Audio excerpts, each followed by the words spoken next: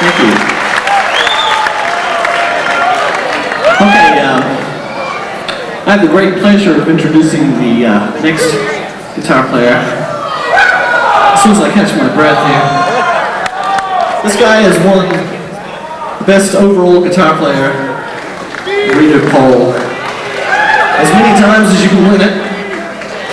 One of my personal favorite guitar players, Mr. Steve Morse.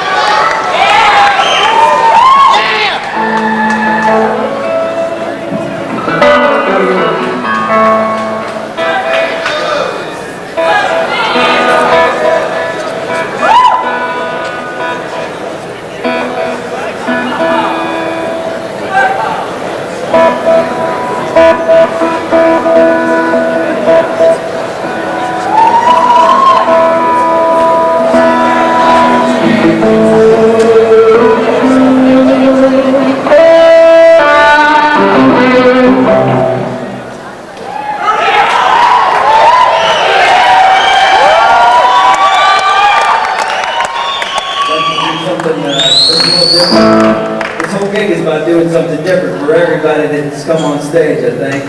And all I knew was yesterday I was in North Carolina playing with the Dregs, and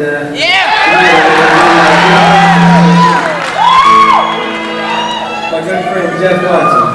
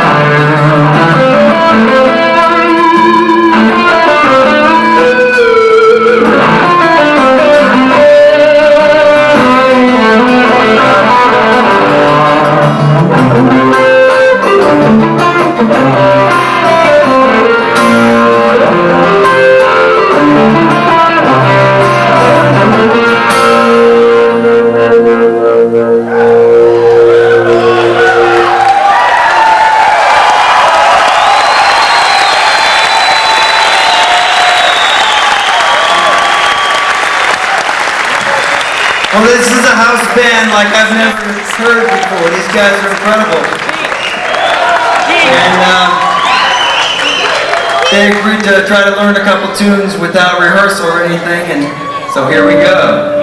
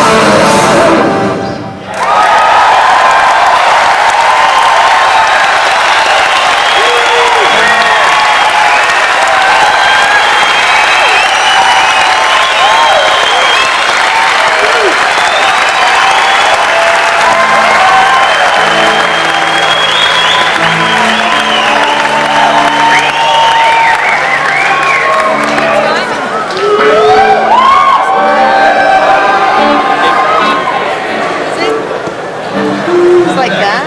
The backup band's getting even heavier now. It's actually kind of a country Standing tune. on there watching. And it's traditional stuff. And it's just fun music. Here we go.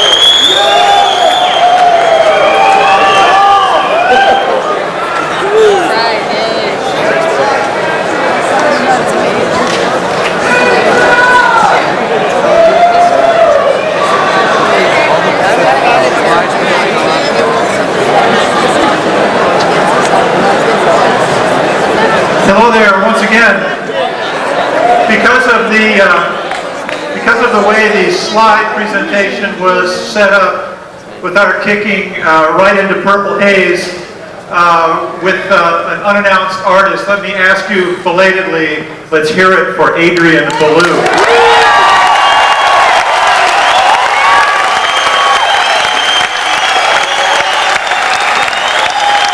Now,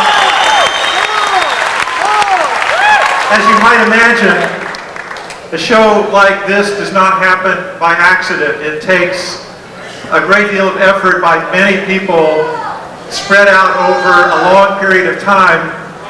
And I'd like to introduce to you someone who has done very little in the last 6 months except work and worry about tonight's show getting pulled off okay. So let him know it's okay, and he did a good job. Please welcome the marketing director from guitar player Dave Williamson.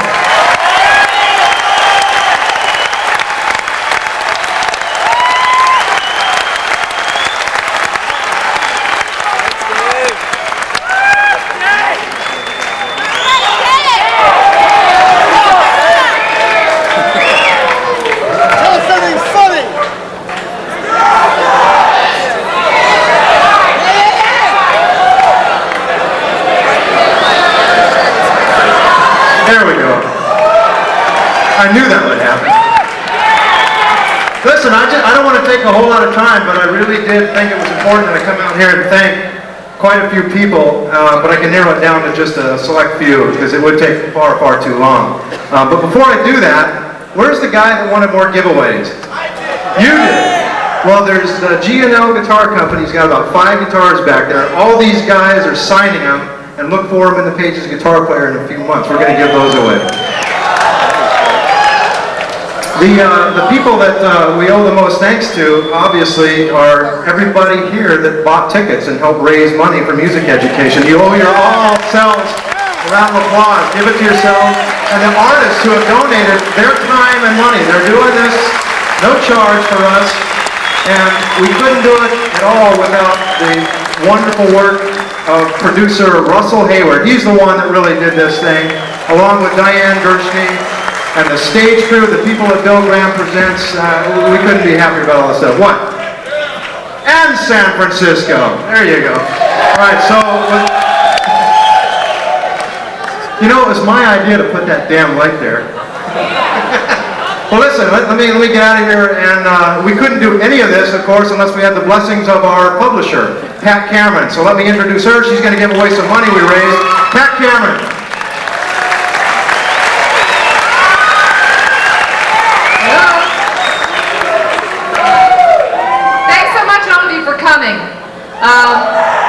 Most of the folks that work for Guitar Player are musicians.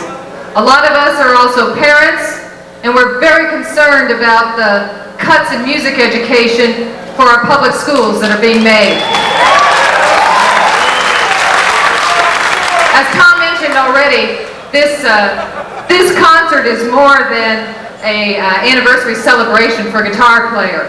It's also a chance for us to make a concrete statement of our support for music education in public schools.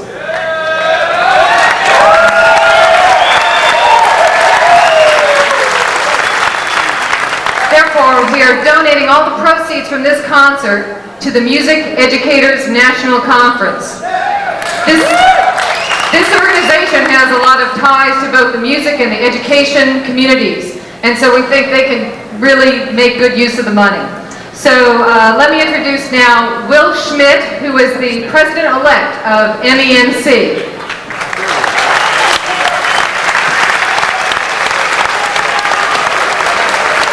Will, I want to present to you this check. I don't know whether you can get it cash, but it's for $11,030, and you can make good use of it. Thank you very much.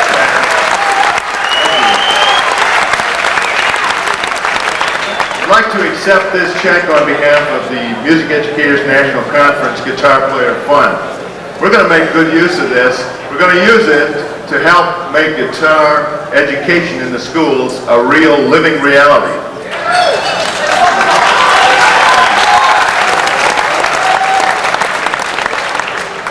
I really want to thank Guitar Player Magazine and Pat Cameron, David Williamson, and others who had the insight to understand that even though we're celebrating the 25th anniversary of Guitar Player, we're also looking to the future. And we realize that we don't have 15 million amateur guitar players out there for no reason. It's because of a lot of good teachers. And we're here to celebrate that tonight and to look forward to even more in the future.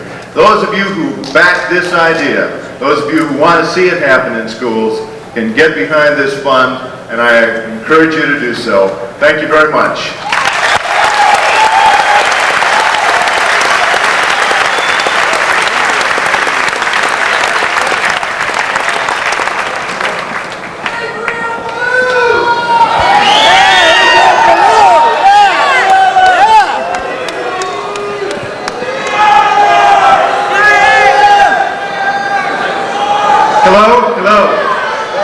This is not on the program tonight, but I've got the microphone so I can say whatever I want. And I just wanted to usurp the mic for a moment to say thank you to all of you, readers and advertisers, without whom Guitar Player would never have existed and would not continue to exist. A number of our advertisers are here tonight. I won't try to mention all of them, but let me just say a collective thank you. And again, we don't forget that without you, we wouldn't be able to do this or the magazine or all of the things that we do. Second, I was just shooting the breeze with one of the other editors backstage, and we were talking about Guitar Player's most embarrassing moment. So we've got like an extra moment, so I'm going to tell you like the worst mistake that we ever made.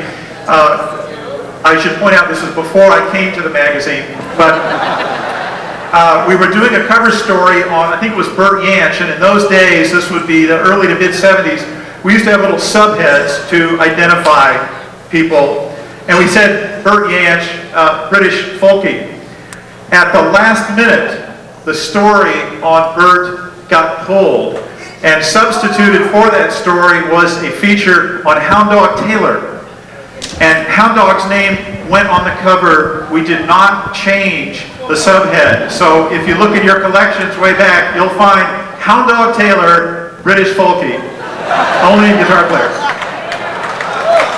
And now, I would like to introduce a person whose hiring was one of the best decisions I ever made at Guitar Player. This position was open for a full year, which meant that for 12 months, for 12 issues, we were short on the staff. And that means that everybody else fill in for this person that I couldn't find. And there was a lot of pressure. We were all working extra hard. We couldn't find the right person. I had been corresponding with someone who was a Berkeley student, and he had been writing me letters saying, you guys are missing the boat. You should be covering world beat music. I could write a column for you. To make a long story short, I hired him, and although we had 100 applications for this, although we had 100 applications for this job, I ended up hiring this person who had simply written to give us kind of a bad time to tell us what we ought to be doing. Let's bring him out here, Joe Gore.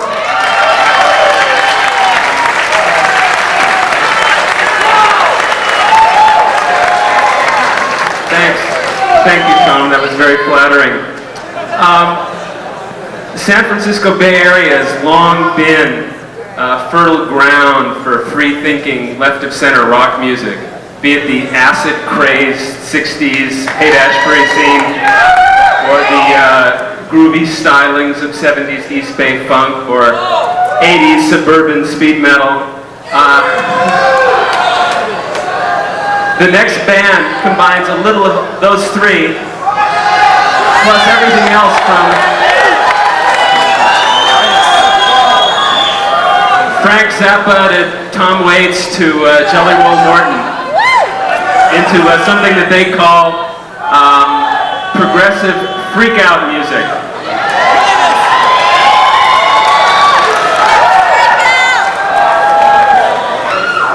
I'd like to introduce Tim Alexander, Larry Lalonde, and the man recently voted by Guitar Player's sister publication, Bass Player, Bassist of the Year, Les Claypool.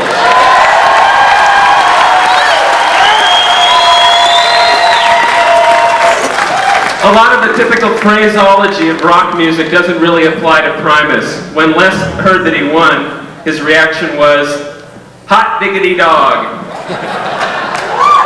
Remember, never say Primus rocks.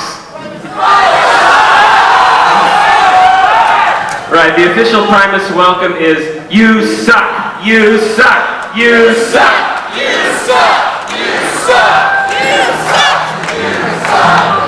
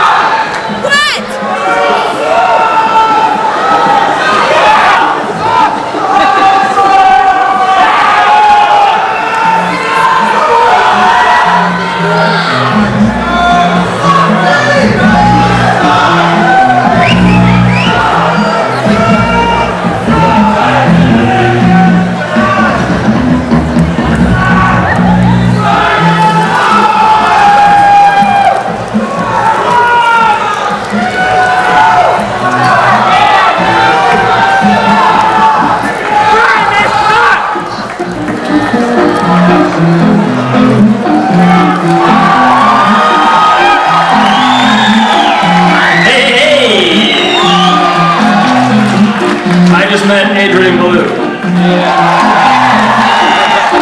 I just had my picture taken with Adrian Belew. That's a pretty amazing thing. Or Primus. That there is Larry Lalonde. Definitely not the greatest guitarist in the place, but most likely to choke on his own vomit.